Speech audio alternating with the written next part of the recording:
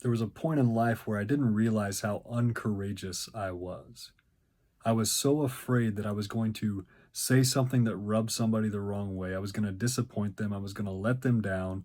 And I was afraid that doing that would cost me opportunities and would cause suffering in my life. And therefore, I structured my life in a way that I could be what I thought other people wanted me to be, as opposed to what I wanted to be. And in that way, fear was ruling my life, and I was incredibly uncourageous. And we tend to think of courage as this big thing that calls us to action in the big moments of life, as opposed to this thing that helps us stay grounded and anchored and helps us keep from compromising in the 1 million small decisions that come our way every single day. And the path back to health and wholeness and vibrancy and a life full of life and passion and vigor for me had everything to do with looking at those very small decisions, those very small compromises that I made every single day, where I forsook myself in favor of trying to be what I thought others wanted me to be. Rather than doing that, I had to come back to myself and honor myself and act in accord with what I wanted to be, with what my internal guidance system was leading me toward.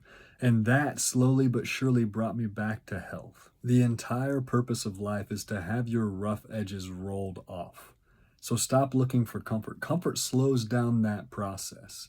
Your internal guidance system is attempting to guide you through that process. It is leading you toward activities and events and circumstances and situations and people in your life that will rub off those rough edges.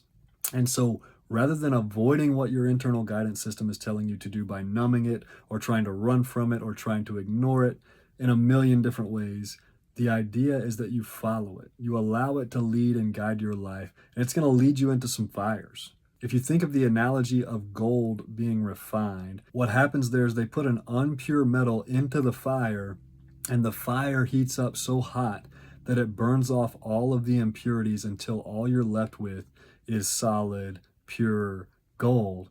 That's the process that you are to engage with in life. And whether you want to engage with it or not, it's going to come your way. Life is going to send you circumstances and opportunities to enter into that fire, to have those rough edges worn off. Your challenge is, do you engage with it? Do you enter into that? Do you align your life with those opportunities and enter into those with joy and peace and thankfulness? Or do you enter into those kicking and screaming all the way?